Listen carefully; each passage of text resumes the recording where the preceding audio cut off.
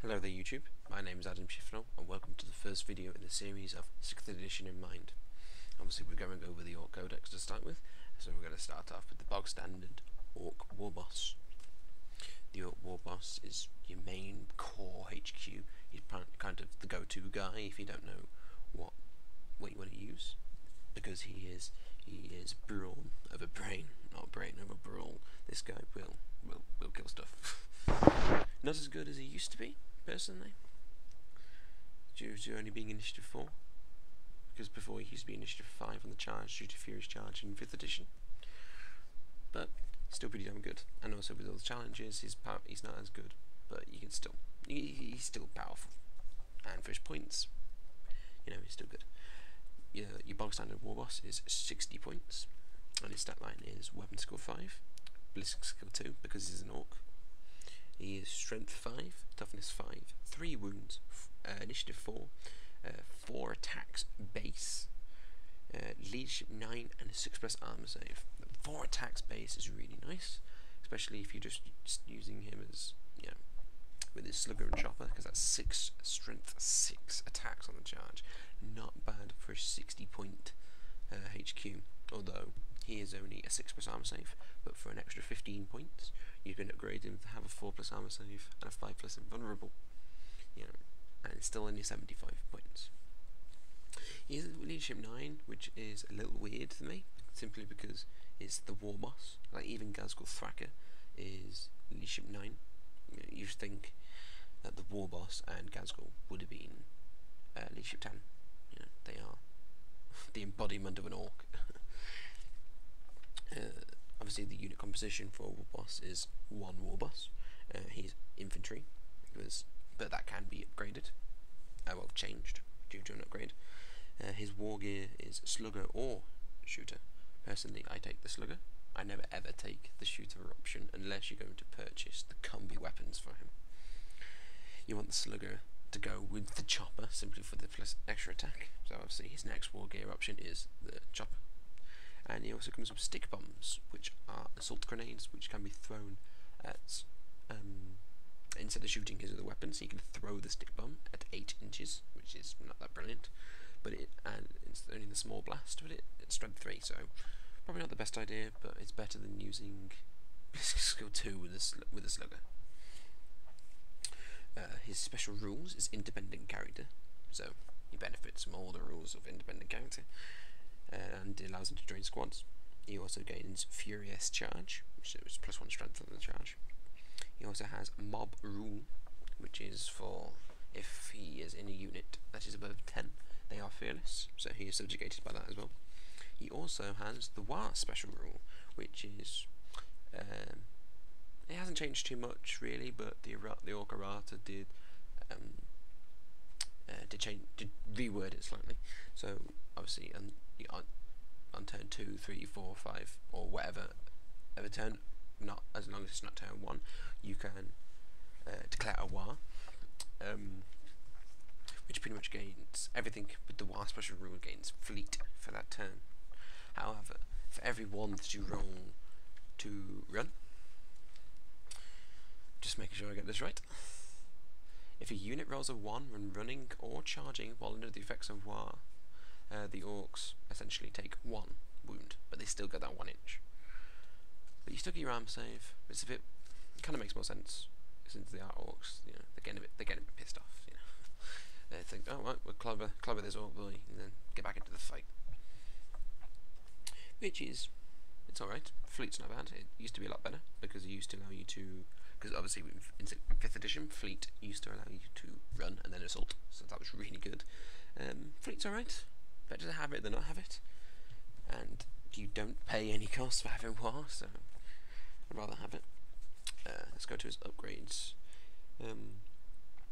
The Warboss can take a big chopper for +5 points, which is essentially a +2 strength weapon, no AP, which is the only downside. I wish that weapon had an AP, like an errata or something, but it doesn't.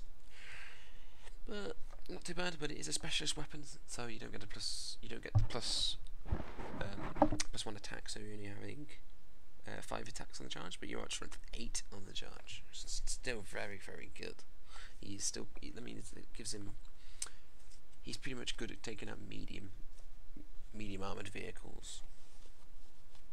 You can then take a power claw for 25 points, which is essentially a power fist, which is obviously exactly the same as a power fist. It's W strength, AP2, unwieldy. But the main difference is that he's strength 10 on the chart. Well, actually, just strength 10 base with his power claw, which is good. It's like you don't see that in Space Marines for this kind of points, or Chaos. They don't get that kind of option. Yeah, that's really, really good. I remember I used to take it a lot in 5th edition. I probably wouldn't take it as much now, simply because with all the challenges, if you can control who you're going to go against, like don't burn him against characters if he's got the power claw, because he'll probably die. But if he does get his attack max, whatever he's hitting will probably die unless it's got a storm shield. All those weapons were replacing the chopper, obviously. You can replace the slugger with one of the following.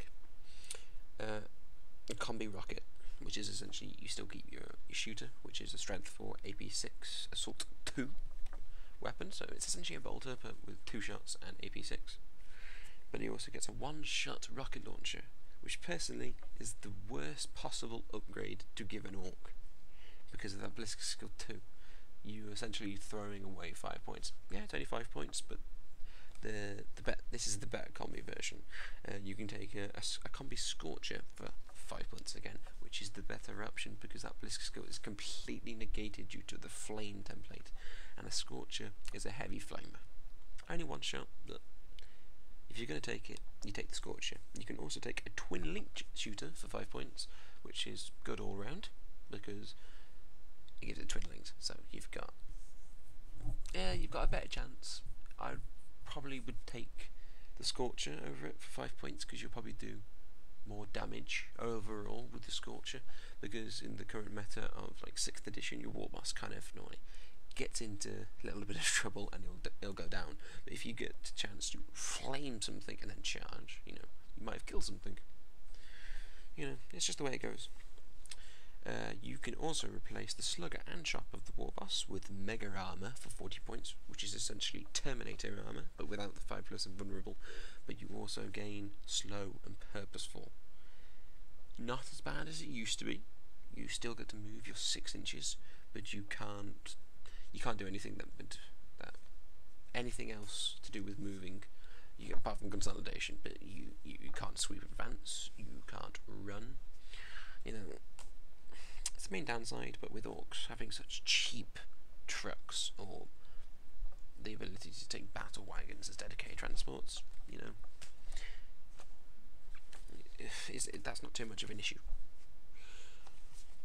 He also gets some addition. The only problem I actually find now is that's the end of his wargear options. That's it. There's so little options. He's such a narrow-minded HQ. You kind of expect what people are going to bring with an Warboss.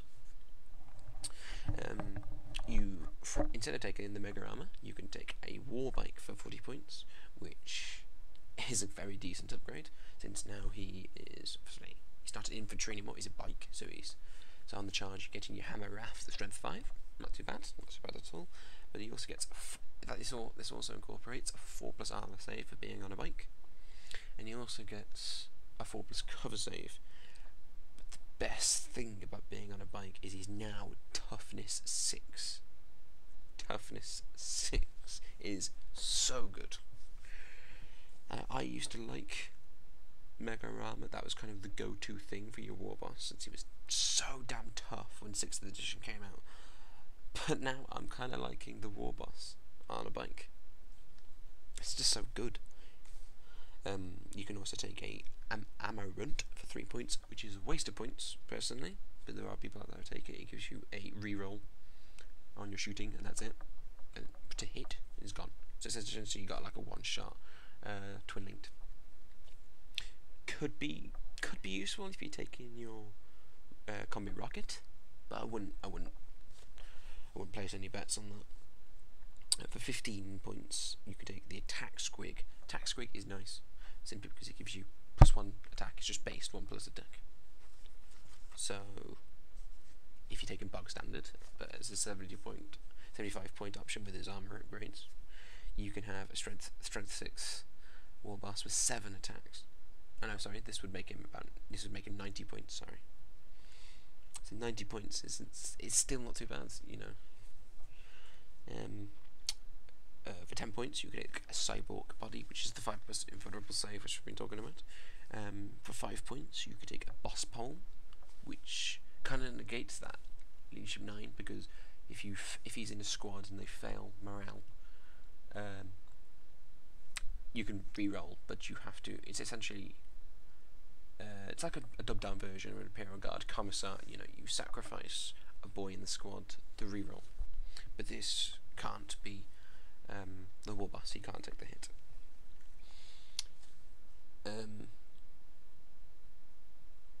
Heavy armor. You can take heavy armor for 5 points, which is the 12 plus armor save, which is decent. So this is the only thing I don't like. That's all his options. You know, orc knobs get the exact same, pretty much. You know, for Warboss, you think they'd be a little bit more. So I've got big hopes for 6th edition Orc Codex. Hopefully some more customization. So it would be nice if I could give him, like, I don't know, a custom rocket pack. So it's not like, so he can't just kill himself if he goes too fast. So it's a bit more of a stable jump out, but it also makes him able to join Storm Boys. That would have been kind of cool. And maybe depending on what he's like, if he's on a war bike, you could take war bikers or 1 unit of war bikers as troops. And if you gave him a jump pack, maybe you could have a squad of Storm Boys and count them as troops. I don't know, that'd be nice. But the last thing about the Warboss is he has, yeah, I'll call it a special rule called the Big Boss, which allows the Warboss to take a squad of Mega Knobs or Knobs as troops. Personally, I would take the Mega Knobs. Mega Knobs as troops is nasty. Simply if they're rolling up in a battle wagon, because they can hold your enemy's objective. And by the time it's like turn 5, and if these guys are still alive, you have to pump in a lot of shots to get rid of Mega Knobs, simply because they're still toughness 4, which is nice, which is a nice recurring thing of the Orc army. Toughness 4, 2 plus armor save, and 2 wounds. So all those that complain about paladins being stupidly tough, Mega Knobs can do this. Mega Knobs have always had 2 wounds, 2 plus armor save, no invulnerable save. But if you take a certain HQ called Mad Dog Grotznik, you can attach him to Mega Knobs, and this gives him feel no pain, and gives him 5, and you get the option to give cyber bodies for an extra 5 point expenditure. You know, obviously I'll go over Mad Dog Grotznik later on, at a later date, but that's what I've done before. That's actually it of the Warboss. There really isn't that much. He is like your go-to guy for your beginner, and then obviously you branch out to other heroes. But if you're running out of points, or you literally just want to go for something just a hard hit, your Warboss is there. He's cheap. If he goes down, oh no, you know, compared to all the HQs out there, he is cheap. Not the cheapest in the Orc Codex, but that would be next. Well, thank you for watching my 6th edition mind on the Orc Warboss. Stay tuned for the next video, which will be the Big Mech. Stay tuned.